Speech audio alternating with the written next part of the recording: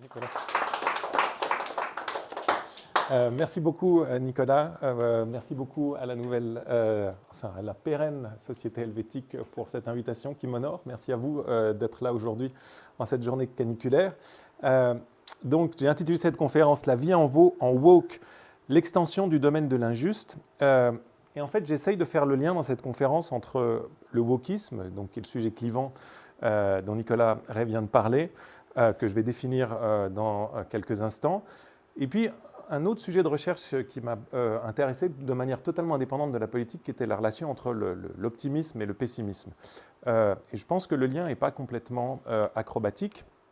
Vous avez peut-être déjà vu cette image ou des images similaires pour exprimer le biais de l'optimisme béat, qui vit dans un monde très sombre et qui voit tout en rose. D'accord ? Voltaire a dépeint Candide comme un personnage incarnant cet excès d'optimisme. C'est effectivement un défaut, mais il y a un autre défaut, ou plutôt une autre erreur dont je voudrais parler aujourd'hui, celle que j'appelle la vie en woke, qui est l'erreur inverse, qui est de vivre non pas dans un monde tout gris et de le voir en rose, mais de vivre dans un monde qui, au regard de l'histoire, au regard de la géographie, va plutôt bien, voire très bien, et néanmoins de voir ce monde comme étant traversé d'injustice, de discrimination et de tout un tas de formes d'oppression ou de domination. Et ce que j'aimerais essayer de faire dans cette conférence, c'est d'essayer de comprendre les ressorts de cette forme de pessimisme qui semble extrêmement courant et d'autant plus frappante qu'on la compare à l'état actuel de nos sociétés. Le plan que je vous propose, c'est le plan suivant. Je vais commencer par étayer un peu le constat que je viens de vous faire en vous présentant ce qu'on appelle le paradoxe de Tocqueville, qui déjà avait anticipé ce décalage entre la satisfaction qu'on a vis-à-vis des sociétés et le degré d'évolution des sociétés, d'évolution politique et sociale notamment. Jusqu'ici, je ne vous parlerai pas de wokisme, et puis dans la deuxième partie, j'essaierai de définir ce terme, parce qu'on l'utilise à tort et à travers, et je pense qu'un des gros problèmes qu'on a avec ce terme, c'est que souvent, on ne sait pas ce qu'on veut dire précisément par ça, et je vous proposerai une définition qui, j'espère, est assez convaincante et suffisamment neutre pour être acceptable aussi bien par les partisans que par les adversaires du wokisme. Moi, je me situe plutôt du côté des adversaires, je me situe résolument du côté des adversaires du wokisme, mais je pense que c'est important pour ne pas être d'accord sur un sujet, de savoir de quoi on parle. C'est ce que j'essaierai de faire dans cette deuxième partie. Et puis, dans la troisième partie, j'en viendrai aux deux points qu'a vous a présenté Nicolas Ray. J'essaierai d'avancer deux choses, deux raisons qui nous conduisent, qui conduisent le partisan du wokisme à ce constat aussi sombre sur l'état de nos démocraties libérales. Le premier que j'appelle l'extension du domaine de l'injuste. L'idée, elle est très simple. Elle est qu'en fait, on regarde le même monde, mais on a une définition de l'injustice qui intègre de plus en plus de choses. Donc on finit par voir l'injustice partout, non pas parce qu'on diagnostique des injustices qui étaient cachées, comme le wokisme aimerait le faire, mais simplement parce que par un jeu définitionnel, on a une définition plus large de la notion d'injustice, de la notion de racisme, de la notion de droit, etc. Des notions de droit, d'injustice, de racisme, de sexisme et beaucoup d'autres notions morales de ce type. Et puis le deuxième aspect qui est plus exploratoire et que j'étais en train de le changer encore dans le train en venant parce que j'avais des idées qui sont encore un peu confuses, mais j'espère que j'arriverai à être clair et je suis très heureux d'en discuter avec vous, c'est que je pense qu'il y a deux aspects dans le wokisme qui entraînent ce constat pessimiste, un aspect utopiste et une forme d'utopisme qui a trait à une version d'égalitarisme très forte. Et j'essaierai de vous donner quelques éléments de réflexion à ce sujet dans la dernière partie. Alors, je commence par ce paradoxe de Tocqueville. Oublions le wokisme pendant un petit instant. Ça, c'est Alexis de Tocqueville, et voici ce qu'il dit dans l'édition de 1866 de son grand ouvrage de la démocratie en Amérique. La haine que les hommes portent aux privilèges s'augmente à mesure que les privilèges deviennent plus rares et moins grands, de telle sorte qu'on dirait que les passions démocratiques s'enflamment davantage dans le temps même où elles trouvent le moins d'aliments. Alors c'est une très belle phrase. Ce que veut dire Tocqueville, c'est très simple, c'est l'idée que plus on s'approche de l'idéal qu'on visait, et typiquement Tocqueville a en tête ici un idéal égalitaire, plus on s'approche d'une situation égalitaire, plus on s'approche d'institutions qui fonctionnent, d'institutions qui sont justes, plus les injustices, les inégalités qui demeurent nous paraissent saillantes et nous paraissent intolérables. Et plus généralement, plus la situation objective s'améliore, plus l'insatisfaction s'accroît. Les progrès économiques, politiques et sociaux devraient générer une satisfaction croissante, Mais en réalité, il se passe l'inverse. On constate, d'après Tocqueville, une frustration croissante. La question que je voudrais poser maintenant, c'est est-ce que c'est vrai? Est-ce que c'est le cas? Donc il fait cette proposition. Est-ce que, alors ça répond à une intuition qu'on peut avoir, mais on voudrait voir si c'est effectivement le cas. Et je pense qu'on a de bonnes raisons de penser que c'est le cas. Et je prends 10 minutes pour vous donner juste quelques éléments empiriques, pas directement philosophiques, pour vous convaincre que Tocqueville a été visionnaire sur ce point comme sur d'autres, en diagnostiquant effectivement une évolution de nos sociétés démocratiques. Peut-être une première façon de vous convaincre que Tocqueville a vu juste, si jamais vous avez un doute, c'est de vous mettre à la place de ce petit parachutiste, de vous dire, vous descendez, vous tombez de nulle part, vous ne savez pas où vous allez atterrir, vous ne savez pas quand vous allez atterrir, et vous pouvez choisir, on vous pose la question, où est-ce que vous voulez atterrir maintenant? Et il y a peu de gens qui, à la réflexion, ne choisissent pas quelque chose comme en Suisse en 2020. Et peut-être si vous avez des doutes là-dessus, je vous donne quelques éléments maintenant qui vous convaincront, j'espère, de ne pas choisir l'an 500 par exemple, ou des choses comme ça. J'imagine que vous n'êtes pas forcément tenté, mais sait-on jamais. Donc ça, c'est l'évolution de la pauvreté absolue dans le monde depuis 1820, grosso modo le début de la révolution industrielle. Il y avait en 1820 environ 9 personnes sur 10 dans le monde qui vivaient sous le seuil de pauvreté absolue, qui est de $2 par mois. C'est très bas, et il y avait 9 personnes, on parle en dollars constants évidemment, corrigé de l'inflation, 9 personnes sur 10 qui vivaient en dessous de ce seuil. En 2015, on n'a plus qu'une personne sur 10 qui vit en dessous de ce seuil-là. Donc la misère qui a été l'état de l'humanité pendant des siècles et des millénaires, en l'espace d'un siècle et demi, est en passe de disparaître. La Banque mondiale avait, je n'ai pas vérifié récemment, mais aux alentours de 2020, elle avait projeté que on pouvait viser l'éradication de la pauvreté dans les 20 ou 30 années, de la pauvreté absolue dans les 20 ou 30 années qui venaient. Ça, c'est une petite animation que je trouve très intéressante et révélatrice, et je ne résiste pas au plaisir de vous la montrer. Pour vous expliquer ce qui se passe sur ce graphique, vous avez en abscisse le revenu par tête, par habitant. Vous avez en ordonnée l'espérance de vie, donc plus les bulles vont à droite, plus on devient riche, plus elles montent, plus l'espérance de vie augmente. Et chaque bulle représente un des pays du monde. Donc la bulle que vous avez, je ne sais pas si ça ne marche pas, la bulle que vous avez ici, la plus grande, c'est la Chine, la deuxième plus petite, c'est l'Inde, et la Suisse, de mémoire, je crois qu'on est là. Et ça, c'est la situation des pays en 1800. Et je vous montre juste cette petite animation qui a été proposée par Hans Rosling, de l'évolution de la richesse et de l'espérance de vie dans ces différents pays.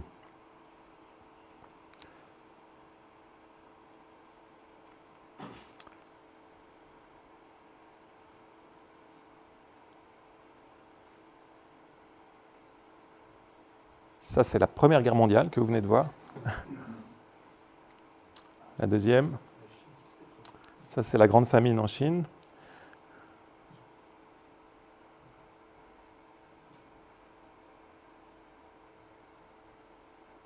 Et voilà où on en est à peu près aujourd'hui, où on en était en 2018. Okay. Donc, il y a plusieurs choses à remarquer. L'espérance de vie a explosé, la richesse par individu a explosé pour tous les pays du monde qui sont représentés ici, y compris les plus pauvres. Il y a une amélioration très nette, alors même que le cercle, la population mondiale a augmenté. Donc la pauvreté absolue, elle a diminué non seulement en proportion, mais en nombre absolu par rapport à 1820, au début de la révolution industrielle. Quelques chiffres pour attester ça. En 1820, l'espérance de vie mondiale était de 29 ans, 71 ans aujourd'hui. L'analphabétisme concernait 88% des personnes dans le monde, il ne concerne plus que 14% en 2015. 1% des personnes du monde vivaient dans une démocratie, ils étaient 56% en 2015. La mortalité infantile était de 43% en 1820. Pour garder un enfant, il fallait presque en faire 2. La mortalité sous 5 ans, des enfants avant 5 ans, elle est plus que de 4% dans le monde aujourd'hui. Donc des progrès qui sont massifs et absolument inconnus à l'échelle de l'histoire de l'humanité. Et pourtant, quand on demande aux gens à travers le monde, dans les pays développés, mais ailleurs aussi, quel est leur sentiment, notamment eu égard à est-ce que la pauvreté absolue dans le monde a augmenté, est-ce qu'elle a diminué ou est-ce qu'elle est restée la même, seuls 12% des personnes, et c'est une statistique assez stable, disent que la pauvreté a diminué. Et la plupart, plus de 50% pensent que la pauvreté a augmenté. On leur dit bien de quelle pauvreté on parle, pauvreté absolue, $2 par jour. Brièvement, les inégalités économiques. On entend ad nauseam l'idée que les inégalités augmentent. Et c'est vrai qu'elles augmentent dans certains pays, à certaines périodes, et encore c'est tempéré par les crises économiques qui en général diminuent cette augmentation des inégalités dans les pays. Mais ce qui est intéressant, c'est les inégalités économiques dans le monde, entre les individus dans le monde.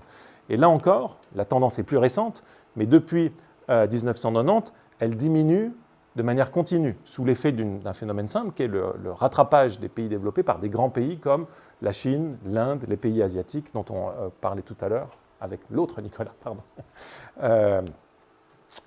Bien, donc ça c'est sur les phénomènes économiques.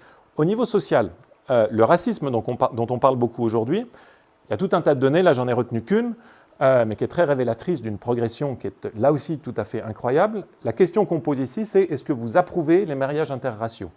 On pose cette question en 1960 aux États-Unis et vous n'avez que 4% des Américains qui répondent qu'ils approuvent les mariages interraciaux. Quand on pose cette question en 2021, elles sont 94% des personnes à approuver ces mariages-là. Là encore, vous avez une évolution qui est continue. Le sondage a été refait à chaque année, vous avez les résultats à chaque fois, et qui est absolument massive. Et pourtant, si vous utilisez, c'est un peu un outil facile à utiliser, mais c'est un outil que vous avez en ligne vous-même, Google Books Ngram, donc ça vous dit la fréquence d'utilisation d'un terme dans dans tous les livres que Google a numérisés qui sont publiés chaque année. Et donc c'est vraiment une fréquence, c'est une proportion d'utilisation du terme. Vous avez des termes dont la fréquence décline, vous avez des termes dont la fréquence augmente. Et vous voyez que depuis 1960, on n'a jamais autant parlé de racisme alors même que, vous voyez que comme les courbes se croisent, le racisme diminue et on en parle de plus en plus. Les inégalités hommes-femmes, là encore, vous avez des indicateurs. Alors, la courbe est bâtie de manière moins spectaculaire, mais il y a d'autres courbes qui sont tout aussi, qui vont tous dans le même sens. Ça, c'est ce qu'on appelle le Gender Inequality Index. Donc, c'est un index composite, un indicateur composite qui inclut les différences de santé, d'accès au travail, d'accès aux responsabilités politiques, de statut économique, etc. Et qui regarde l'évolution de la différence entre les hommes et les femmes, eu égard à cet index-là. Et là encore, dans la quasi-totalité des pays, vous avez une amélioration qui est très nette et qui est continue ici depuis 1990. Pourtant, si vous cherchez dans le même outil un terme comme patriarchie, et bien soudain, ça explose. On en parle énormément de patriarchie, beaucoup plus que précédemment. Alors, je ne multiplie pas les appels à ça, j'avais d'autres diapos sur le colonialisme, ce n'est pas un secret pour personne que, à strictement parler, le colonialisme n'est plus quelque chose qui est au centre de nos sociétés aujourd'hui, il a même quasiment disparu, et pourtant on en parle plus que jamais. Donc il y a un décalage très important entre la réalité de ces choses négatives qui diminuent et qui diminuent fortement et brutalement à l'échelle de l'histoire, et le fait qu'on en parle de plus en plus. Donc la prédiction de Tocqueville semble tout à fait justifiée. On parle du paradoxe de Tocqueville, mais plus prosaïquement, on peut parler simplement du paradoxe des enfants gâtés. Ils en ont plein. On vit dans une période absolument opulente et finalement, on est plus insatisfait que ne l'étaient, ne serait-ce que nos grands-parents qui vivaient dans des conditions bien plus difficiles que nous. Bien, donc ça c'est juste un constat tocquevillien sur l'insatisfaction croissante à mesure qu'il y a des progrès sur des phénomènes absolument fondamentaux dont on devrait tous être conscients. La chute brutale de la pauvreté, le fait qu'on puisse ignorer quelque chose de si fondamental dans l'histoire de l'humanité est à certains égards un échec absolu de nos systèmes éducatifs, qu'on puisse se tromper à ce point sur un phénomène aussi massif. Et ce que je voudrais faire maintenant, c'est faire le lien entre ce constat-là et le wokisme.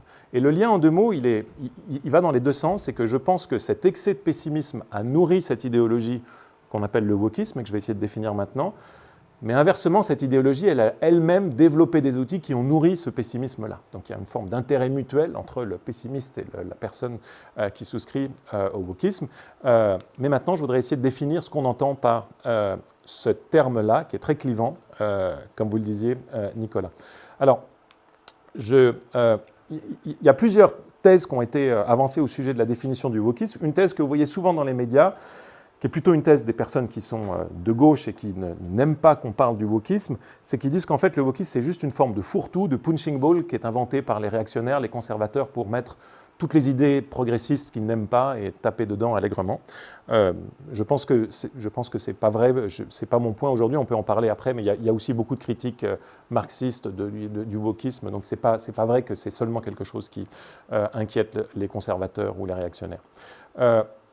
Les deux autres erreurs qu'on fait au sujet de la définition du wokisme, c'est que certains disent « Ah ben oui, le wokisme existe, et c'est une bonne chose. » Qu'est-ce que c'est qu'être woke? C'est être éveillé aux injustices, éveillé au racisme, éveillé au sexisme, éveillé aux oppressions. Si vous définissez le wokisme comme ça, et que je vous demande qui est woke, on va tous dire « Ben oui, on est woke. » Enfin, qui ne se veut pas éveillé aux injustices, à l'oppression, etc. Donc ça, c'est le défaut des définitions positives des idéologies politiques, c'est que tout le monde se retrouve en elles et que finalement, on n'a pas du tout défini l'idéologie telle qu'elle fait l'objet de désaccords. Vous avez le même défaut à l'inverse si vous donnez une définition négative. Vous avez un certain nombre de personnes qui disent par exemple le wokisme c'est du politiquement correct sous stéroïdes, c'est une hypersensibilité aux revendications des minorités. Et puis si on dit ça, que je dis qui c'est qui est woke, ben alors là personne lève la main parce que personne veut avoir ce type d'excès. Donc évidemment à ce moment-là, personne ne se revendique de cette position. Donc ce qu'il nous faudrait, c'est une définition neutre de cette idéologie, parce que je pense que c'est une idéologie dans un sens neutre, pas au même titre que d'autres idéologies politiques. Et c'est ce que je voudrais essayer de vous proposer maintenant brièvement avant de revenir à la question du pessimisme. Une question difficile, c'est de savoir comment est-ce qu'on définit l'échiquier politique. On parle souvent en termes de droite-gauche. C'est pas facile de définir ce que c'est que d'être de droite, ce que c'est que d'être de gauche. Je fais l'hypothèse ici qu'une meilleure représentation de l'espace politique qui a été proposée par l'économiste et philosophe Friedrich Hayek, c'est le triangle que vous avez ici sous les yeux en disant donc c'est un triangle qui est censé représenter les idéologies politiques qui sont influentes dans nos démocraties libérales. Pas en général, hein, vous avez aussi tout un tas d'autres idéologies politiques qui ne sont pas représentées ici, mais dans nos démocraties libérales, dit Hayek, il y a trois grandes idéologies politiques qui structurent nos débats. Il y a d'une part le libéralisme, dont Hayek est un défenseur, qui en gros essaye de diminuer la quantité de contraintes, de maximiser la liberté négative des individus. Il y a les conservateurs qui essayent de préserver au maximum les choses qui ont de la valeur et d'éviter que ce qu'on a et qu'on apprécie ne soit détruit. Et puis il y a les socialistes qui essayent de diminuer les inégalités économiques et les formes d'oppression économique comme l'exploitation telle que l'a définie Marx par exemple.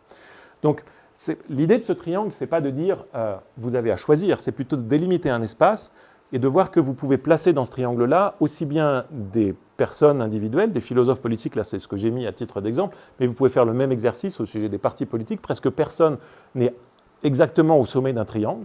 Il y a très peu de gens qui sont des libéraux purs et durs, des anarcho-capitalistes. En général, les libéraux mettent toujours un peu de vin socialiste ou d'eau conservatrice dans leur vin, ou l'inverse, je ne sais plus comment j'ai dit. De la même façon, si vous êtes socialiste, vous avez tendance à accepter, à faire certaines concessions au libéralisme, au conservatisme, mais en tout cas, ça permet de représenter les différentes positions. Et la question qui se pose maintenant, c'est où est-ce qu'on met le wokisme dans ce triangle de Hayek. Et là, j'ai juste imaginé les réponses que donneraient les représentants de ces trois grandes théories. Je pense que si vous disiez à Marx, le wokisme, on va le mettre avec toi, c'est une forme de nouveau socialisme, Marx répondrait comme ça. Ah non, pas du tout, merci bien. Le wokisme, c'est l'ultime leurre des idéologies bourgeoises, libérales, conservatrices, qui cherchent à substituer les questions sociétales et morales aux questions sociales et économiques qui sont le vrai moteur de l'histoire. Okay. Si vous êtes marxiste, ce qui vous intéresse, c'est l'économie, hein, c'est un matérialisme historique. Puis le wokisme, c'est quelque chose qui s'appuie beaucoup sur des violences symboliques que le marxisme ne considère pas du tout comme étant essentielles. Alors vous pouvez dire, bon, on va écouter le brave Karl, on va aller voir Friedrich Hayek, on va dire, finalement, il est chez toi, le wokisme, c'est peut-être juste une nouvelle forme de libéralisme. Et puis là, Hayek nous répondra quelque chose comme ça. Pas du tout, le wokisme, c'est une idéologie autoritaire, et moi je suis libéral, qui fait peu de place aux libertés individuelles. Il est comme le conservatisme, d'une part, parce qu'il est communautarien et identitaire, on parle de politique de l'identité, et c'est opposé à ce que moi, Hayek, je défends, l'universalisme et l'individualisme libéral.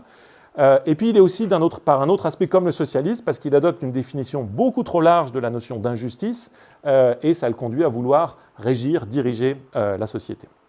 Bien. Donc on peut peut-être essayer de ranger le wokisme du côté des conservateurs, mais là, Roger Scruton n'en voudra pas non plus, il répondrait quelque chose comme « le wokisme est beaucoup plus proche du libéralisme et du socialisme, c'est une forme de nouveau radicalisme politique, une prédilection utopique pour ce qui devrait être, qui est fondée sur la détestation de tout ce qui est ». Donc, où que ce soit que vous vouliez le ranger, dans le triangle de Hayek, c'est une vraie patate chaude, personne ne veut situer cette idéologie politique. Alors la proposition que j'ai faite, c'est de dire en fait, il faut reconnaître que le wokisme, c'est une nouvelle idéologie politique qui structure nos démocraties libérales. On n'est plus dans un triangle à 2 dimensions, mais on est maintenant dans une forme de tétraèdre où vous avez 4 idéologies qui structurent nos débats. Et le wokisme est l'apparition d'une nouvelle idéologie politique. Alors, tout ça, ça ne nous dit toujours pas ce que c'est que le wokisme, mais ça nous permet au moins de comprendre que toute tentative de le réduire, de le ramener à une des idéologies existantes est vouée à un échec ou à une déformation de ce qu'est cette idéologie. Alors, qu'est-ce que c'est que cette idéologie? Voici la proposition, la définition que je propose. Je propose de définir le wokisme à l'aide de 3 thèses. La première, c'est la thèse de l'omniprésence du pouvoir, c'est celle qui va le plus m'intéresser aujourd'hui. C'est la thèse selon laquelle il existe des relations d'oppression qui sont omniprésentes, mais qui sont cachées. C'est pour ça qu'on parle de wokisme, parce qu'il faut s'éveiller aux injustices. Donc il y aurait tout un tas d'injustices dont on ne se rendrait pas compte, qui structuraient nos sociétés, et le wokisme nous propose de les révéler, de nous en faire prendre conscience. Un grand nom à ce sujet, j'anticipe juste sur ma diapo suivante, c'est Foucault, c'est lui qui est le premier à soulever cette thèse explicite, il dit « omniprésence du pouvoir, le pouvoir est partout ». Je vous fais grâce de la citation, et l'idée de Foucault, c'est qu'on n'a pas l'impression que dans des situations anodines comme celle qu'il y a maintenant, on est traversé par des relations de pouvoir, mais s'il entrait là, il dirait quelque chose comme « Ah, pas du tout, regardez, il y a un pupitre, il y a des personnes qui sont assises, il y a une personne qui parle, qui a le pouvoir, c'est moi, il y a d'autres personnes qui sont soumises, qui sont de l'autre côté de la relation de pouvoir. » Et en fait, très concrètement, Foucault a fait ça, il a été dans les écoles, dans les hôpitaux, regardez comment l'architecture est implémentée physiquement, les relations de pouvoir, et il diagnostique des relations de pouvoir dans tout un tas de choses qui ne nous paraissent pas fondamentalement traversées par des oppressions, dans des randonnées en famille, etc. Donc ça, c'est la première thèse constitutive du wokisme. La seconde thèse constitutive du wokisme, et c'est pour ça qu'on parle parfois d'identité, de théorie de l'identité ou de politique de l'identité, c'est l'idée que ces relations d'oppression qui structurent la société, elles définissent nos identités à chacun d'entre nous. Autrement dit, qui on est, ça dépend de où est-ce qu'on se situe dans ce réseau de relations de pouvoir. Okay? Donc si on veut savoir qui est Nicolas, il faut savoir à quel égard il est dominé, à quel égard il est dominant. C'est ça l'identité de chaque personne.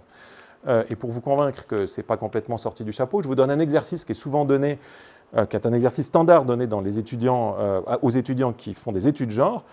On leur donne l'exercice suivant. Votre premier devoir dans ce cours est de rédiger ce qu'on appelle une déclaration de politique de localisation ou de situation. C'est un peu jargonnant, mais c'est comme ça qu'ils parlent.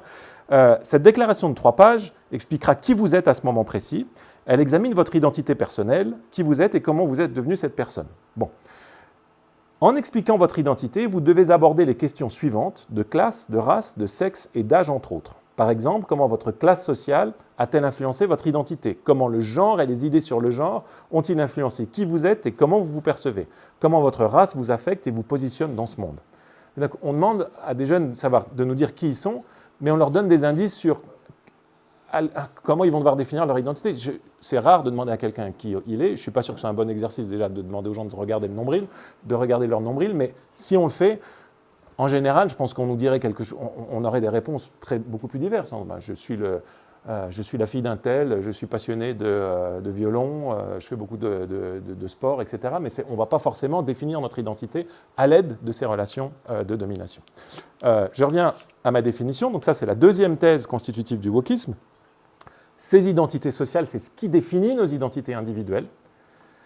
Et la troisième thèse constitutive du wokisme, d'après ma proposition, c'est ce que j'appelle la thèse de l'expérience vécue, c'est de dire ces relations de pouvoir, de domination qui traversent la société, elles ne sont directement accessibles que par les personnes qui en sont victimes.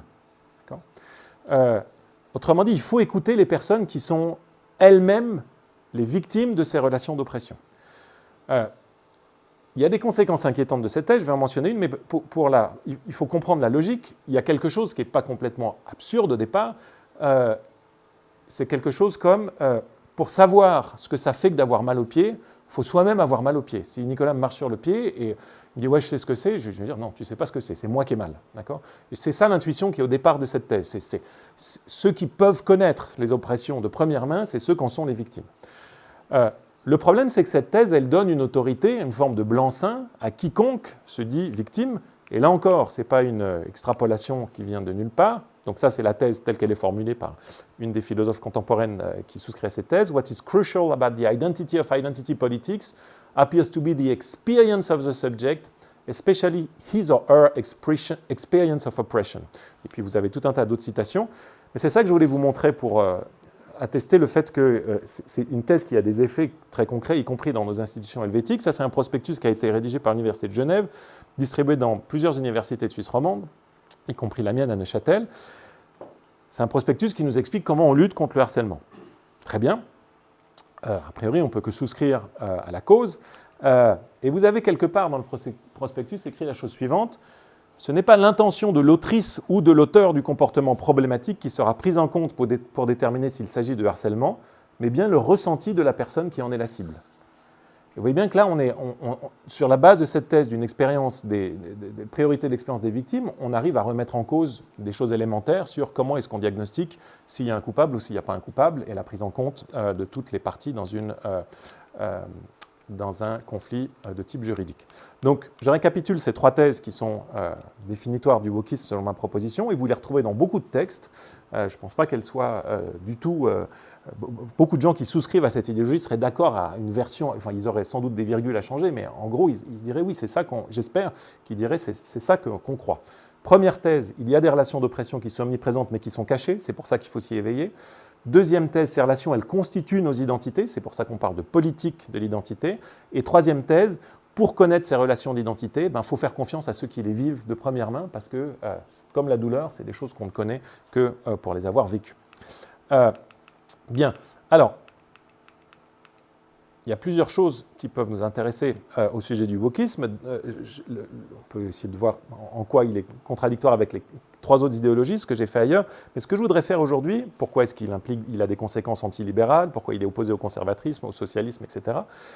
C'est pas ce que je voudrais faire maintenant avec vous. Ce que j'aimerais comprendre, c'est la première thèse. Comment se fait-il que cette thèse-là, dans la situation dans laquelle on est aujourd'hui, alors qu'il y a une diminution très nette du racisme, qu'il y a une diminution très nette du colonialisme, qu'il y a une diminution très nette des inégalités hommes-femmes, des inégalités économiques en général, comment se fait-il qu'on soit plus tenté que jamais de penser qu'il y a des oppressions qui traversent nos sociétés? Et ce que je voudrais suggérer maintenant, que Nicolas vous avait annoncé tout à l'heure, c'est de dire qu'il y a deux erreurs qui sont à la source de ce constat très pessimiste de l'état de nos sociétés contemporaines, donc à l'état source du paradoxe de Tocqueville. La première, c'est une erreur conceptuelle, qui est qu'on redéfinit l'injustice et tous les concepts politiques et moraux de manière à ce qu'ils englobent de plus en plus de choses. Je vais essayer de vous montrer ça au sujet du racisme, au sujet de l'injustice, mais on peut faire la même chose, à mon avis, au sujet du concept de patriarcat, au sujet du concept de droit, au sujet du concept de violence, de tort, etc. De plus en plus, c'est les concepts mêmes qui s'étendent. Ce n'est pas que le monde change, c'est que ces concepts négatifs ou positifs s'étendent de façon à ce qu'on les diagnostique de plus en plus dans le monde. Et la deuxième erreur, c'est ce que j'appelle ici l'utopisme ou le référentiel utopique, c'est de dire plutôt que d'évaluer la situation dans laquelle on est aujourd'hui en Suisse, dans les démocraties libérales, à l'aune du passé, de là d'où on vient, on évalue cette situation à l'aune d'un référentiel utopique, d'un monde parfait, et évidemment, on est fasciné par l'énorme différence qui nous sépare de la perfection. J'essaierai de vous expliquer pourquoi ça me semble être le cas et pourquoi je pense que c'est faux aussi. Donc je passe maintenant à cette deuxième partie, les deux ressorts du pessimisme woke, et je commence par le premier, qui est l'extension du domaine de l'injuste. Donc l'idée générale, je vous la répète, c'est que les concepts moraux voient leur extension s'élargir. Ils conservent leur charge normative initiale, donc si c'est injuste, si c'est raciste, etc., c'est très mal, mais ils s'appliquent désormais à un nombre croissant de phénomènes. Des choses qu'on n'aurait pas qualifiées d'injustes, on les qualifie désormais d'injustes. Ça marche aussi bien pour les concepts moraux négatifs que positifs. Quand on élargit les concepts moraux négatifs comme l'injustice, le racisme, le sexisme, la domination, le patriarcat, les privilèges, le fascisme, le tort, etc., ça conduit à surestimer leur présence. Il y a beaucoup plus de fascisme, de privilèges, etc. que ce qu'on pense. Et puis si vous élargissez les concepts moraux positifs, comme les droits, l'inclusion, la sécurité, l'équité, la diversité, etc., ben, ça vous conduit à l'inverse, c'est-à-dire ben, finalement, il y a moins d'inclusion que vous regrettez que ces concepts ne soient pas satisfaits davantage. Alors, les deux choses qui vont m'intéresser, c'est deux concepts négatifs, mais je pense qu'on peut faire le même travail pour tous les autres concepts que j'ai mentionnés là, c'est celui d'injustice et celui de racisme. Si vous commencez à discuter, même avec de jeunes enfants, sur qu'est-ce qu'on entend par racisme, enfin, aujourd'hui, ils sont un peu perdus parce qu'ils ont l'impression, enfin, j'aurais pas dû commencer ma phrase comme ça, pardon, petite parenthèse personnelle, quand mes filles parlent de racisme aujourd'hui, elles ne savent plus du tout ce qu'elles veulent dire. Juste prononcer le mot noir, elles disent c'est racisme, c'est raciste. Donc ces termes-là sont en train de se vider de leur sens pour les enfants eux-mêmes, parce qu'on les applique tellement à tort et à travers qu'ils perdent la boussole. Et c'est quand même très important d'avoir un terme qu'on comprend pour désigner quelque chose comme le racisme. Si on se met tous à détester quelque chose sans avoir aucune idée de ce que c'est, ça devient très étrange. Donc, pas des enfants, mais je pense des gens qui n'ont pas pensé à la question, mais vous leur parlez raisonnablement, des adultes, qu'est-ce qu'on entend par le racisme. En général, on converge sur le sens premier du racisme, qui s'applique très bien à des thèses comme celle de Gobineau, qui est une forme de racisme raciste paradigmatique, qui est la conjonction de deux thèses. On est raciste si d'une part, on croit qu'il existe des croyances entre les races humaines, qu'il y a différentes races humaines. Ça, c'est la première chose qui est constitutive du racisme, mais ce n'est pas suffisant. Le deuxième élément qui est constitutif du racisme, c'est qu'on pense ou qu'on a des sentiments qui impliquent qu'il y a une différence de valeur entre les races humaines, qu'il y a une hiérarchie entre ces différentes races humaines. Si vous avez ces deux choses-là, ces deux attitudes, vous croyez une différence entre les races humaines et vous pensez que certaines races sont supérieures à d'autres, alors vous êtes raciste. D'accord ? Donc ça, c'est le sens propre du terme de racisme. C'est celui qui s'applique au racisme qu'on a essayé de combattre tant bien que mal. Et c'est ce racisme qui diminue d'après les indicateurs je vous en ai donné qu'un sur l'acceptation des mariages interraciaux, mais en fait, c'est ça qu'on essaye de mesurer, ce qu'on appelle parfois le racisme d'attitude, l'attitude raciste. C'est clairement ce qui s'est énormément amélioré, y compris aux États-Unis, qui est évidemment un pays particulièrement concerné en matière d'histoire du racisme. Néanmoins, aujourd'hui, on ne s'appuie plus sur ce sens premier de racisme, on a étendu le concept de racisme, et il y a eu deux outils de cette extension du concept de racisme, qui au départ peuvent sembler tout à fait légitimes et convaincants.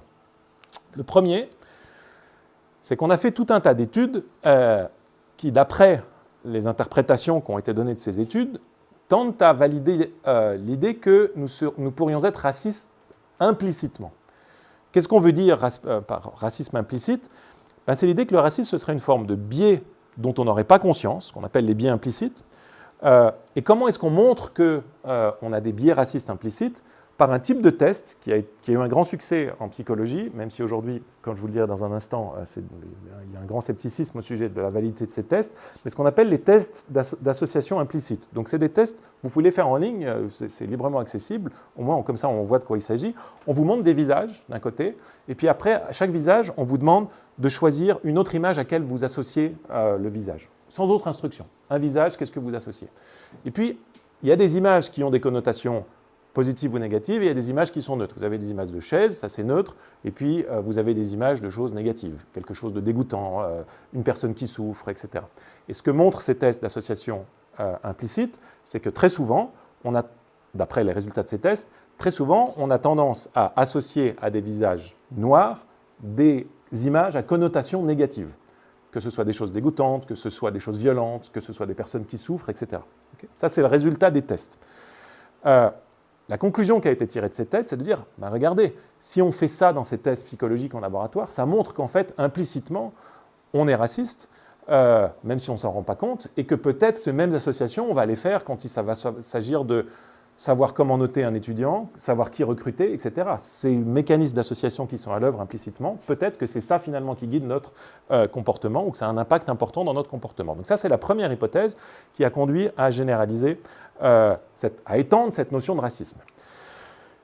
La seconde hypothèse qui a conduit à étendre cette notion de racisme, vous en avez sans doute entendu parler aussi, biais implicite, je pense qu'aujourd'hui on en entend parler presque partout. Il y a des formations obligatoires au biais implicite dans les universités et dans si vous voulez aujourd'hui recruter quelqu'un à l'université, si vous voulez aujourd'hui être membre d'un comité de nomination d'un professeur à l'Université de Lausanne, vous avez une formation obligatoire au biais implicite qui est proposée. Vous devez suivre cette formation, sinon vous ne pouvez pas faire partie de cette formation. L'intention est très bonne au départ. Malheureusement, étant donné les résultats que je vais vous présenter dans un instant, c'est scientifiquement tout à fait injustifiable aujourd'hui de continuer à enseigner cette idée, qui était une idée qui méritait d'être explorée, mais qui a été largement invalidée. Mais j'anticipe la critique ici. Le deuxième élément qui conduit à étendre cette notion de racisme, c'est la notion de racisme systémique que, là encore, on rencontre à longueur de médias. Quelle est l'idée du racisme systémique? Ça a été introduit par Stockley et Hamilton en 1967. L'idée du racisme systémique, c'est l'idée qu'il suffit que des institutions, et par institutions on entend des choses très larges, des structures sociales, des universités, un système juridique, etc., aient des conséquences négatives sur certaines minorités pour qu'on soit justifié à considérer que ces institutions soient racistes. Donc si vous avez une organisation sociale quelconque qui, non pas parce qu'il y a des intentions, non pas parce que quiconque a la volonté de nuire aux personnes qui appartiennent à telle ou telle ethnie, mais simplement par l'existence de ces institutions-là, si elles ont des conséquences négatives sur certaines minorités, alors ces institutions sont racistes. Là encore, on peut se dire, il y a quelque chose qui n'est pas complètement absurde au départ, de se dire, si notre société est organisée de telle sorte qu'il est plus dur quand on est noir que quand on est blanc de rentrer à l'université, même si personne n'a l'intention de nous barrer le chemin, il y a quelque chose qu'on peut vouloir corriger. D'accord ? Et il y a quelque chose d'injuste dans cette inégalité des chances-là. Bien, donc ça, c'est les deux notions, biais implicite, racisme systémique, qui ont conduit à élargir cette notion de racisme, parce que vous voyez bien maintenant que vous pouvez accommoder les données que je vous ai données tout à l'heure en disant « Ah oui, effectivement, les gens ils sont beaucoup plus tolérants explicitement sur le fait qu'il peut y avoir des mariages interraciaux, bravo, le racisme explicite, attitudinal, lui, il a bien diminué, mais quand on comprend le racisme dans toute son ampleur et qu'on prend en compte les biais implicites et le racisme systémique, ça reste quelque chose de très massif. Alors, qu'est-ce qu'on peut répondre à ça, si tant est qu'on veuille y répondre? Au sujet des biais implicites, il y a un grand nombre de critiques qui ont été adressées à cette notion, qui est en train, pour les spécialistes, de plus ou moins s'effondrer ou de passer en dehors des choses qu'on considère comme des hypothèses scientifiques sérieuses. Je voudrais juste vous mentionner certaines faiblesses. C'est important, je pense, de le savoir, parce que la manière dont on en parle, c'est comme si c'était un acquis scientifique, alors que c'est le contraire. C'est un paradigme scientifique qui est en train de s'effondrer, et depuis plus d'une dizaine d'années. La première chose, c'est qu'il y a une très faible fiabilité de ces tests. Si Nicolas, vous faites le test une première fois, vous allez obtenir un score qui va vous dire vous associez très fortement les visages noirs à des images négatives, puis vous refaites le test 10 minutes après, et puis vous allez avoir un score très différent. Donc il y a une grande variabilité des résultats des tests. Donc ça, c'est une première chose qui a jeté un peu un doute sur la fiabilité des textes eux-mêmes. Mais surtout, on s'est rendu compte que ces tests avaient un très faible pouvoir prédictif pour expliquer les comportements discriminatoires. Autrement dit, vous avez des personnes qui ont des tests très hauts, qui scorent très haut sur ces tests, donc qui associent très fortement des visages noirs à des stimuli négatifs, et qui pour autant on n'arrive jamais à générer chez eux de comportements discriminatoires. Là, il y a d'autres expériences pour montrer ça. Et puis inversement, vous avez des comportements discriminatoires qui sont corrélés à des personnes qui ont un test très faible dans ces expériences prédictives-là. Alors, pourquoi est-ce que, c'est intéressant de voir pourquoi est-ce que ces tests ont un faible pouvoir prédictif. Il y a deux hypothèses qui ont été avancées, parmi d'autres, c'est une grande discussion, mais le premier, c'est de dire, je vous prends comme exemple Nicolas maintenant, donc vous supposez que Nicolas, il associe à chaque fois qu'il voit un visage noir, il met un stimuli négatif et il score très haut dans ces tests-là. Est-ce que ça veut dire que, Nicolas, vous faites ça parce que vous êtes implicitement raciste? Deux explications alternatives, ce sont les explications suivantes. Peut-être que vous faites ça, non pas parce que vous adhérez à ces associations, mais parce que vous savez que culturellement, on fait ces associations. Vous savez que, tout en vous en détachant, que dans nos cultures, on associe des visages noirs à des personnes noires à des personnes qui sont dangereuses ou n'importe quoi. Ça ne veut pas dire que vous y adhérez. Pensez à la façon dont vous comprenez une blague belge. On comprend tous les blagues belges et ça ne veut pas dire qu'on prend les Belges pour des idiots. D'accord ? Pourquoi ? C'est juste qu'on connaît le stéréotype et ça veut pas dire, le fait qu'on connaisse un stéréotype ne veut pas dire qu'on y souscrive. Ça, c'est une des premières explications qui a été avancée. Et l'autre explication, qui est voisine, qui a été avancée, du fait qu'on puisse avoir de hauts résultats dans ces tests d'association implicite sans pour autant soi-même être raciste, c'est que peut-être que il y a une confusion ici entre le fait qu'on connaisse certaines réalités sociales et non plus certains stéréotypes et nos préférences personnelles. On peut savoir qu'en général, dans nos sociétés, si vous prenez statistiquement une personne de couleur, il y a plus de chances qu'elle soit dans une situation sociale défavorisée que si vous prenez une personne blanche. D'accord ? Et si vous avez cette connaissance-là, purement statistique, c'est peut-être ça simplement qui guide vos associations, vos résultats au test. Pardon, je ne veux pas faire trop long sur les tests de biais implicites, mais la littérature sur l'origine des tests et la réponse à ces tests est très révélatrice de l'empressement avec lequel on peut être conduit à diagnostiquer du racisme et aussi du fait que si on fait bien de la science, on peut aussi revenir en arrière, d'accord, pour de bonnes raisons, pas pour des raisons idéologiques. Donc tout ça ne montre pas qu'il n'y a pas de biais implicite. La thèse, je pense qu'on peut considérer comme orthodoxe aujourd'hui, pour les spécialistes du domaine, c'est que ça joue un certain rôle, mais un rôle beaucoup plus faible que ce qu'on pensait. On estime que ça explique peut-être 1% des comportements discriminatoires, donc c'est très faible, l'effet de ces biais-là.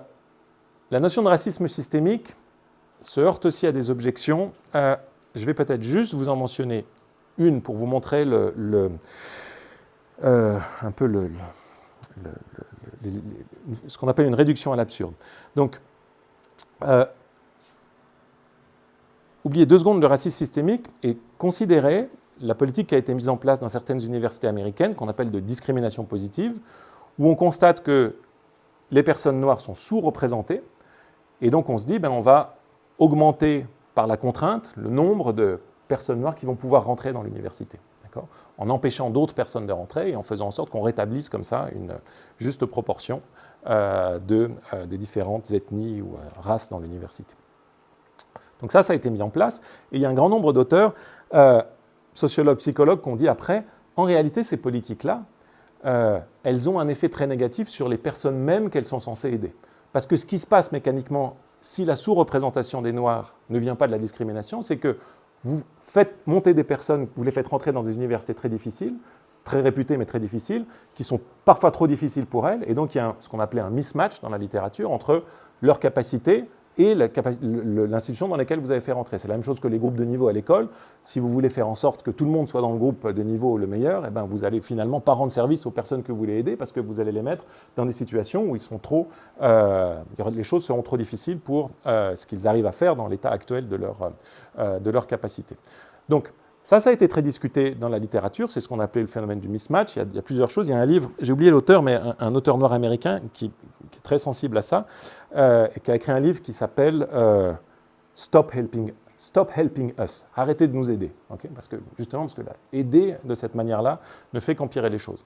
Alors pourquoi je vous dis ça? C'est ni pour être pour ou ni contre la discrimination positive, mais c'est pour revenir maintenant à la notion de racisme systémique. Qu'est-ce que c'est que le racisme systémique? D'après les défenseurs même de cette notion, c'est l'idée que dès qu'une institution nuit aux personnes d'une certaine minorité, cette institution est raciste. Si le phénomène que je viens de vous décrire là, de la discrimination positive conduite à nuire aux personnes qui sont positivement discriminées, vous devez en conclure que la discrimination positive est raciste. Et on peut dire tout ce qu'on veut de la discrimination positive, on peut être contre, mais c'est vraiment absurde de qualifier la discrimination positive de politique raciste envers les Noirs. Enfin, il y a un autre argument qui est de dire discrimination positive, c'est discrimination négative envers les non-noirs, discrimination positive pour les femmes, c'est discrimination négative envers les non-femmes, envers les hommes, etc. Mais ce n'est pas l'argument ici. Là, on est conduit à dire que finalement, c'est une politique qui est raciste envers les Noirs. On voit bien que c'est une extension du concept qui fait qu'on ne comprend plus du tout ce qu'on veut dire par racisme. Alors, il y a d'autres problèmes avec le racisme systémique que je passe ici pour venir. J'ai trop prévu, mais je vais essayer de...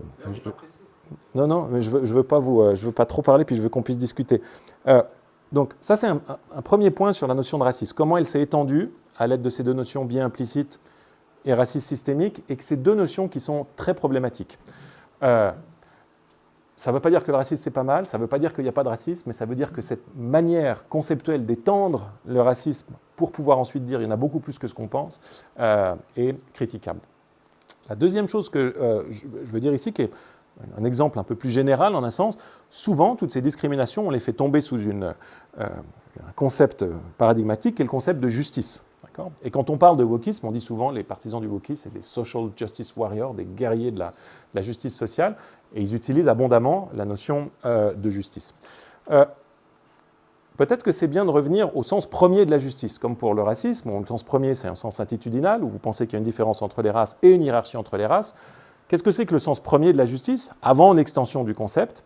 Eh bien, c'est l'idée que la justice, d'une part, c'est la qualité d'un acte ou d'une décision d'une personne qui accorde à une personne ce qui lui est dû. Donc c'est l'idée d'Ulpien dans le droit romain, accorder à chacun ce qui lui revient. Donc être juste, c'est accorder quelque chose à quelqu'un, à quoi il a droit, qui lui est dû. D'accord ? Je vous donne des exemples. Vous êtes sûr que ce n'est pas la palisse qui a dit ça? Mais c'est très bien si c'est une trivialité. C'est très bien si c'est une lapalissade, parce qu'en un sens, on veut pas. Le problème, si vous voulez, c'est d'aller contre les lapalissades. C'est moins grave de dire des banalités que d'aller contre les banalités. Et c'est un peu le problème du wokisme, c'est on a la définition du racisme que je vous ai donnée, j'espère qu'elle est assez aussi une lapalissade, une banalité. La rejeter, c'est problématique. Et ça, c'est la même chose pour la justice. Je pense comme vous que c'est quelque chose de tout à fait trivial. Mais rejeter des trivialités, c'est pire que les dire. Alors, je préfère les dire. Et je vais vous montrer après comment est-ce que la nouvelle conception de la justice remet ça en cause. Je vous donne juste des exemples pour commencer, pour vous dire que je pense que c'est très intuitif. Accorder une bonne note à un bon travail, c'est juste si vous êtes enseignant. Accorder une mauvaise note à un bon travail, ça, c'est injuste. Okay, condamner un coupable, c'est juste. Condamner un innocent, c'est injuste. Que des lapalissades, je vous l'accorde complètement. Rendre un objet trouvé à son propriétaire, c'est juste. Le garder, c'est injuste. Payer un employé pour le travail accompli, c'est juste. Ne pas le payer, c'est injuste, etc. Vous voyez que dans tous ces cas, on attribue la justice à des actions intentionnelles de personnes qui accordent à d'autres personnes ce qui leur est dû ou ce qui ne leur est pas dû, ce qu'elles méritent ou ce qu'elles ne méritent pas. Ça, c'est notre concept de départ de justice. Et vous allez voir que le concept de justice s'est étendu de manière très éloignée de cette notion originale-là. Je vous montre juste une découverte que j'ai faite en préparant cette conférence avant-hier. Je disais à mon épouse, qui est professeure aussi, à Zurich, elle me disait, je ne sais pas comment... Pardon, c'est vraiment un aparté. Elle me dit, il y a tellement de bons doctorants maintenant qui ne trouvent pas de travail, je ne sais pas quoi leur conseiller. Puis je lui ai dit en riant, mais dis-leur de découvrir une nouvelle injustice, c'est la clé pour faire une nouvelle carrière. Puis elle a dit, non, mais t'exagères. Alors, pour la contredire, j'ai été regarder dans les publications philosophiques récentes les nouvelles injustices qui ont été découvertes par les philosophes. Et on n'est qu'une toute petite partie. Vous imaginez que les philosophes, ce n'est pas très nombreux si vous ajoutez après toutes les sciences sociales. Alors, je vous montre juste celles qui ont été découvertes par les philosophes. Vous n'arrivez pas à lire, mais je vais vous lire. Les injustices herméneutiques, testimoniales, affectives, ontiques, structurelles, linguistiques, crinostiques, contextuelles, esthétiques, injustice existentielle, injustice poétique, injustice argumentative, injustice discursive, injustice stratégique, métaépistémique, injustice autistique, injustice inquisitive, injustice contributive, injustice interstitielle. Ça ne sert à rien que je vous les lise toutes. Ce qui est frappant quand vous trouvez ça sur le site Phil Papers, qui est un peu la grande banque de données des philosophes, c'est que la quasi-totalité des articles commencent de la même façon. Jusqu'à maintenant, on a parlé beaucoup de ces autres types d'injustices, mais il y a un grand type d'injustice qu'on a négligé, c'est celui-là. Et puis la personne se met en tête de dire, voilà, cette nouvelle injustice que j'ai découverte et essayer d'en faire le... Alors celle qui a eu un grand succès, c'est Miranda Fricker qui a introduit l'idée d'injustice épistémique ou herméneutique. Et puis aujourd'hui, il y a toute une usine à production de concepts d'injustice. Alors, la question intéressante, là c'est un peu pour la plaisanterie, mais la question intéressante, c'est quand même de comprendre qu'est-ce que toutes ces injustices ont en commun qui fait d'elles des injustices? Alors là, je ne peux pas vous rentrer dans la définition de chacune de ces choses, mais malgré tout, quand les gens font ça, ils trouvent à chaque fois quelque chose, ils ont l'impression que c'est une injustice. La proposition que j'anticipe, que je vais faire après, c'est de dire, pour tout le monde ici, la notion d'injustice, c'est plus du tout l'idée que c'est une action où on échoue à donner à quelqu'un ce qui est dû, mais c'est plutôt l'idée qu'il y a des désavantages que certaines personnes ont et que d'autres n'ont pas. Indépendamment de savoir si ces désavantages sont le résultat d'une action volontaire ou pas. Donc il y a deux notions, deux éléments qui ont conduit à cette extension du domaine de l'injuste, qui a permis de faire rentrer toutes ces injustices dans la grande catégorie de la justice. La première, qui a été diagnostiquée par Hayek, dont je vous parlais tout à l'heure, c'est l'idée qu'on peut étendre la notion de justice et d'injustice à des situations qui ne sont pas des actions des individus, mais des situations non intentionnelles. Et la seconde, c'est l'idée que toute inégalité est une forme d'injustice. L'inégalité porte en germe l'injustice. Alors, je commence par la première idée. Qu'est-ce qu'on veut dire quand on dit que des situations peuvent être injustes? Alors, il y a un sens dans lequel ce n'est pas problématique. Si je vole le vélo de Nicolas, La situation dans laquelle vous êtes, Nicolas, ensuite, c'est que vous n'avez plus de vélo, et ce n'est pas juste parce que c'était le vôtre. Donc là, vous avez bien, c'est pas simplement mon action est injuste, mais ce qui résulte de mon action, c'est aussi une situation qu'on peut considérer comme injuste. Un innocent qui est en prison, c'est une situation qu'on peut considérer comme injuste. Il n'y a pas de problème avec cette extension-là. Une situation injuste, c'est une situation qui résulte d'une action injuste. Jusqu'ici, tout va bien. Le problème, c'est qu'on a commencé à parler d'injustice pour des situations qui ne résultent de l'intention de personne, qui ne résultent de la volonté de personne. Il y a deux grands types de situations de ce type-là. Premier type de situation de ce type-là, c'est typiquement les situations qui sont dues à la chance ou à la malchance. Donc si on marche ensemble avec Nicolas et que je trouve une pièce de monnaie, j'ai maintenant 5 francs, et Nicolas, il a envie de me dire « Ah, mais c'est pas juste, moi j'ai pas trouvé 5 francs, tu me dois 2 francs 50 ».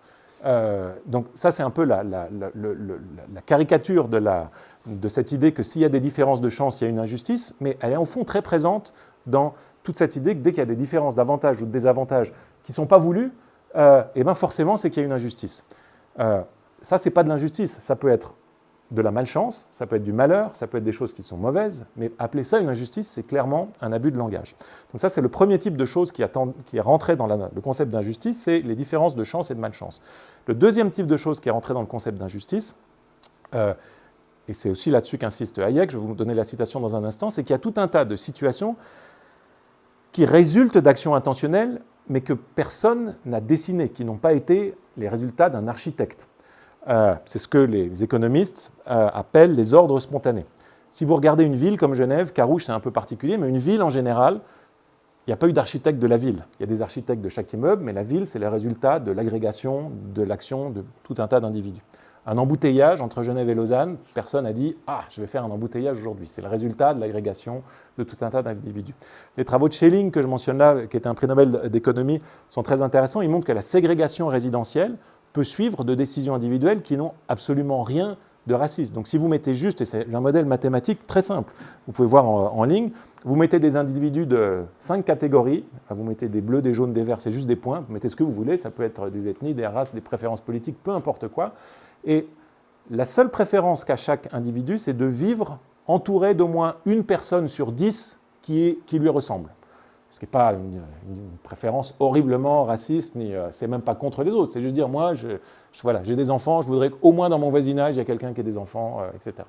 Et bien, si vous avez juste une préférence aussi faible que ça, et que vous laissez des actions rationnelles, donc suivre si vous laissez chaque petit individu suivre son but, vous arrivez à des quartiers qui sont complètement ségrégés, où vous avez les jaunes d'un côté, les blancs de l'autre, les verts de l'autre, etc.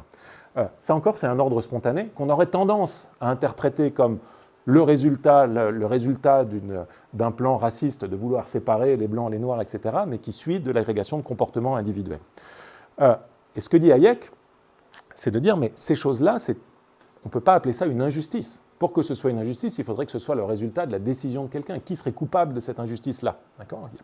Il n'y a pas d'architecte de ces situations-là. Donc, je vous ai promis la citation, voici ce qu'il dit. La justice requiert que dans le traitement d'autrui, la justice requiert que dans le traitement d'autrui, c'est-à-dire dans les actes intentionnels affectant le bien-être d'une ou plusieurs autres personnes, certaines règles uniformes de conduite soient observées. Il est clair que cela n'a aucune application possible à la façon dont le processus impersonnel du marché confère aux individus la disposition de tel ou tel bien ou service. Il n'y a rien qui puisse être juste ou injuste parce qu'il s'agit... Il n'y a là rien qui puisse être juste ou injuste parce qu'il s'agit de résultats qui n'ont été ni voulus ni prévus et qui dépendent d'une multitude de circonstances que personne ne connaît en réalité. Donc Hayek applique ces résultats-là au marché. C'est une autre thèse dont je ne discute pas ici, mais son idée c'est le résultat du marché, le prix sur un marché. Personne n'a décidé le prix, c'est juste le résultat de l'agrégation de tout un tas d'actions individuelles. Et on ne peut pas l'évaluer en termes de justice ou d'injustice. On peut dire c'est trop cher, on peut dire ça exclut certaines personnes de l'accès aux biens, etc. Mais ce n'est pas de la justice ou de l'injustice au sens propre. Donc ça, c'est le premier élément qui a conduit à l'élargissement du concept traditionnel de justice et d'injustice. On avait un concept qui s'appliquait aux actions et aux résultats des actions, et maintenant, on a un concept qui s'applique à des choses qui ne sont pas le résultat d'actions. La chance ou la malchance, les ordres spontanés. Le deuxième élément qui a conduit à élargir ce concept d'injustice, c'est l'introduction de l'idée que les inégalités avaient quelque chose de fondamentalement lié à l'injustice. Là encore, ce n'est pas le cas dans le concept original de justice. Pourquoi est-ce que ce n'est pas le cas? Ben, si vous avez un professeur qui note ses copies, un jury qui classe des vins, ou un juge qui cherche à distinguer les innocents des coupables, aucun d'entre eux, en tout cas il faut l'espérer, ne cherche à viser une égalité dans sa décision. Okay. Si vous notez vos copies et que vous dites ben, « j'espère que je vais pouvoir mettre 5 à tout le monde », vous êtes d'emblée quelqu'un d'injuste, dans le sens où vous refusez de prendre en compte les potentielles différences importantes. Si vous devez classer des vins à concours, vous ne dites pas « j'espère que tous vont perdre ou tous vont gagner ». On cherche à être juste, à donner à chacun son dû. Donc aucun d'eux ne doit être égalitaire. Donc de fait, la justice, elle implique qu'on accorde la même chose aux personnes qui ont le même dû. Ça, c'est la partie vraie dans l'intuition égalitariste. Si Nicolas, vous produisez le même vin, et que je donne 3 étoiles au vin de Nicolas Ray, puis 3 étoiles à votre vin à vous, et 2 étoiles à votre vin à vous, ce n'est pas juste. Donc les choses qui sont pertinemment égales doivent être traitées de la même façon. Mais les choses qui sont différentes doivent être traitées de manière différente aussi. Donc l'inégalité n'est pas plus mal ou meilleure que l'égalité en soi.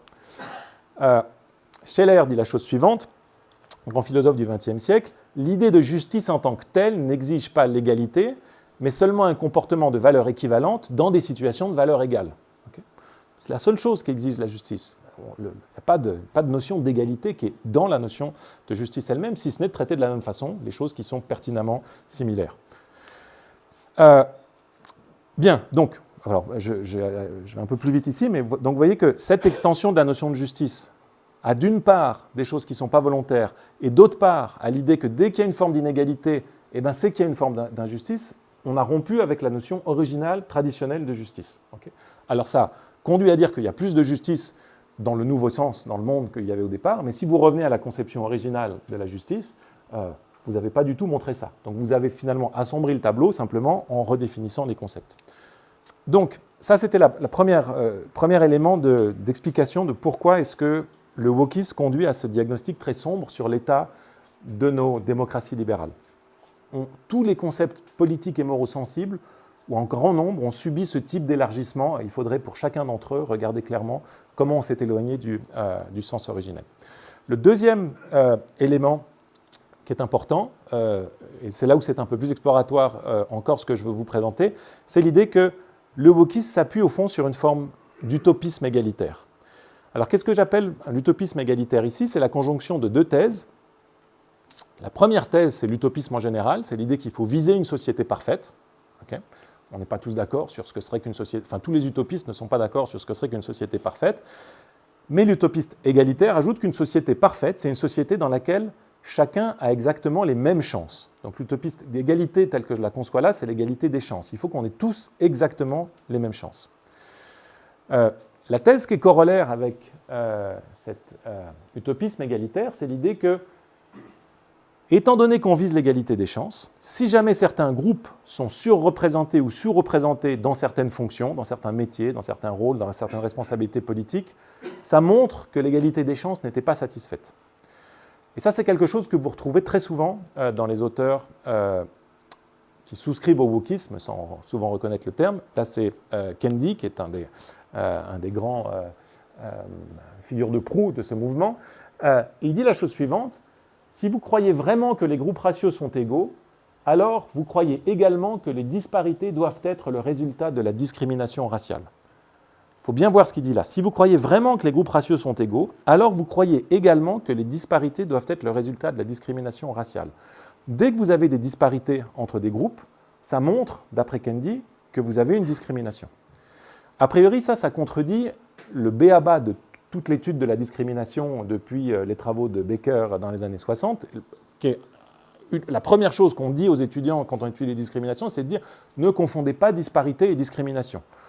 Un exemple banal, mais qui a l'avantage de fâcher personne, enfin j'espère, si vous prenez le fait que les pizzaiolos sont surreprésentés que les Italiens sont surreprésentés dans les pizzerias et que les Bretons sont surreprésentés dans les crêperies, c'est difficile de se dire il y a vraiment une discrimination anti-breton dans les pizzerias et une discrimination anti-italien dans les crêperies. Parce que la raison pour laquelle il y a plus de pizzaiolos dans les pizzerias, c'est une raison culturelle, de compétence, on a appris à faire ça. Pareil pour les crêpiers, d'accord ? Pareil pour les Bretons dans les crêperies. Donc vous avez une disparité, vous avez 2 disparités ici, et pour autant, personne ne songerait à penser qu'ici, il y a une discrimination. Donc, Ça, c'était l'état de la recherche sur discrimination, disparité avant le wokisme. Qu'est-ce que dit Kendi ici? En réalité, étant donné que la notion de discrimination a été complètement élargie, ben, ce qu'il dit, c'est parfaitement juste, étant donné la nouvelle définition de la discrimination. Parce qu'une discrimination, c'est une disparité dans cette nouvelle théorie-là. Ou plutôt, toute disparité devient le symptôme de la discrimination, d'une discrimination initiale. Et ce qu'on appelle discrimination, c'est juste une inégalité des chances. Je voudrais maintenant essayer de préciser un petit peu ce point, et puis après je conclus. Je n'aurai pas le temps de dire tout ce que je veux, mais comme ça on peut discuter, puis on pourra éventuellement revenir sur d'autres choses. Mais ça c'est la partie un peu plus nouvelle que j'ai réalisée hier. Je présentais ça à des étudiants en Valais, et en fait c'est eux qui m'ont fait penser à ça, et je pense qu'ils ont raison. Parce qu'on dit souvent quelque chose sur le wokisme, et je l'ai dit souvent, et maintenant je pense que c'est faux. On dit souvent la chose suivante. On dit, le wokisme, c'est la théorie qui valorise l'égalité des résultats et qui tourne le dos à l'égalité des chances. Donc on dit, nous, on était une société libérale, mais ce qu'on visait, c'était l'égalité des chances, et le wokisme, lui, il ne vise plus l'égalité des chances, il vise l'égalité des résultats. C'est pour ça qu'il veut exactement la même proportion de chaque type de personne, type de groupe dans le résultat. Nombre de personnes dans le personnel politique, personnes inscrites aux universités, chez les riches, etc. Et je pense qu'en réalité, c'est l'inverse qui est le cas. Autrement dit, ce qui me semble être le cas, et je serais très heureux d'avoir vos avis là-dessus, c'est que, au contraire, le wokisme défend une forme radicale d'égalité des chances. Et je pense que le raisonnement du wokisme, c'est le raisonnement suivant. Si vraiment nos chances étaient les mêmes à tout le monde au départ, si on avait exactement les mêmes chances, alors il n'y aurait aucune raison statistique qu'il se retrouve à y avoir plus d'hommes que de femmes qui étudient les mathématiques ou plus de femmes que d'hommes qui étudient la psychologie. Si vraiment on avait les mêmes chances au départ. C'est comme vous mettez des billes noires et des billes rouges en haut vous les faites couler vous les divisez en deux. Si vous avez plus de noirs d'un côté et plus de rouges de l'autre, c'est une coïncidence incroyable. Personne ne croit à ce genre de coïncidence statistique. Et je pense que c'est ça l'idée qui est au fond du wokisme, c'est de dire oui, l'égalité des chances, c'est très bien. Et la raison pour laquelle il considère que l'égalité des résultats est importante, c'est qu'il se dit s'il y a une égalité des résultats, c'est quel est le symptôme du fait qu'il y avait une égalité des chances. Donc en fait, ils souscrivent à l'égalité des chances d'une manière très forte, dans le sens où ils ne voient pas comment, autrement que par une inégalité des chances, on peut expliquer une inégalité des résultats. Leur raisonnement, en deux mots, c'est celui-ci. Si nous n'arrivons pas en même temps, c'est que nous ne sommes pas partis de la même ligne. D'accord ? Forcément. Alors c'est oui, on est parti de la même ligne. Si non, vous n'êtes pas parti de la même ligne parce que vous étiez plus grand, vous aviez mangé juste avant, vous avez la chance d'avoir un capital culturel, génétique, etc. Mais si on liste tout ça et qu'on dit 1, 2, 3 partez, on doit tous arriver exactement en même temps. Et ça, c'est juste. Ça, au moins, on n'a pas d'inégalité des chances. Donc ça, c'était je pense que la perspective assez standard sur le wokisme peut être erronée à cet égard. Alors, qu'est-ce que tout ça a à voir avec le Schmilblick? J'essaie juste d'emballer ce que je vous disais. Pourquoi est-ce que si on souscrit d'une part à cette thèse utopiste et à cette thèse d'égalité des chances radicales, on est conduit au diagnostic pessimiste que j'essaie d'expliquer? Pour deux raisons assez simples. Je pense que maintenant, la première ne vous surprendra pas. La première raison, c'est que si vous êtes un utopiste en général, vous ne pouvez pas vous empêcher de regarder, de mesurer la réalité à l'aune de l'écart qui vous sépare encore de l'idéal que vous visez. Donc, plutôt que de regarder d'où on vient et de dire quelle chance on a, vous regardez qu'est-ce qui nous reste à parcourir et vous dites dans quel enfer on vit. Ça, c'est le premier aspect négatif de l'utopisme. On peut en parler ensuite. Le deuxième aspect négatif, c'est l'égalitarisme ici. C'est que si vraiment vous acceptez cet égalitarisme fort des chances, vous pensez que toute disparité est la manifestation d'une égalité des chances et donc d'une injustice. Des disparités, il y en a partout. D'accord ? Aujourd'hui, on a plein de surreprésentations, de sous-représentations sous plein d'axes. Conviction politique, origine ethnique, conviction religieuse, est-ce qu'on a des enfants, etc. Si on faisait la statistique de nous dans cette salle, ce serait un nombre de disparités incroyable. Si vous souscrivez à l'égalitarisme des chances fort, à la manière dont je propose maintenant font les partisans du wokisme, vous êtes conduit à penser que notre situation actuelle est traversée de tout un tas d'injustices, est révélatrice de tout un tas d'injustices. Bien, j'ai dit que j'allais me taire, donc je vais me taire, mais je veux quand même conclure. Donc, mon idée, ce que je vous ai proposé, c'est que finalement, il y a trois recettes pour comprendre pourquoi, trois ressorts du pessimisme woke. Le premier, c'est qu'on étend le domaine de l'injuste. Le second, c'est l'utopisme. On juge le présent à l'aune d'un idéal de perfection où il n'y aurait plus aucune injustice plutôt qu'à l'aune des progrès accomplis. Et puis le dernier, et ça c'est un peu la nouveauté, c'est l'égalitarisme des chances, c'est qu'on considère que toute inégalité des chances, c'est une injustice.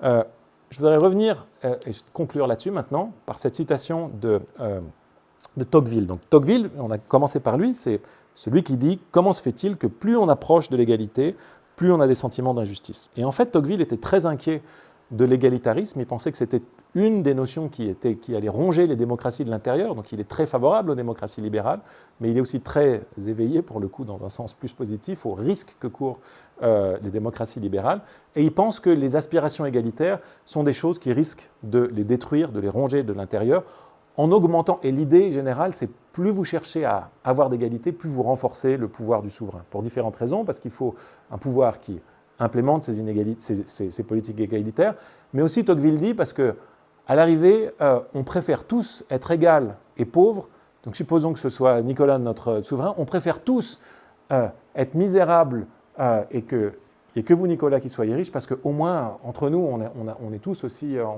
mauvais. Comme le père de famille qui prend tous les bonbons pour lui, de manière à ce que les enfants ne se disputent pas. C'était une des craintes de Tocqueville, de dire à l'arrivée, on peut rétablir l'égalité de cette manière-là. Et vous allez voir que cette citation, je trouve, s'applique très bien à la situation contemporaine, me semble-t-il. Les peuples démocratiques aiment l'égalité dans tous les temps, mais il est de certaines époques où ils poussent jusqu'au délire la passion qu'ils ressentent pour elle. Ceci arrive au moment où l'ancienne hiérarchie sociale, longtemps menacée, achève de se détruire après une dernière lutte intestine et que les barrières qui séparaient les citoyens sont enfin renversées. Les hommes se précipitent alors sur l'égalité comme sur une conquête et ils s'y attachent comme à un bien précieux qu'on veut leur ravir.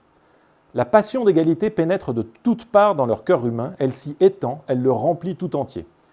Ne dites point aux hommes qu'en se livrant ainsi aveuglément à une passion exclusive, ils compromettent leurs intérêts les plus chers.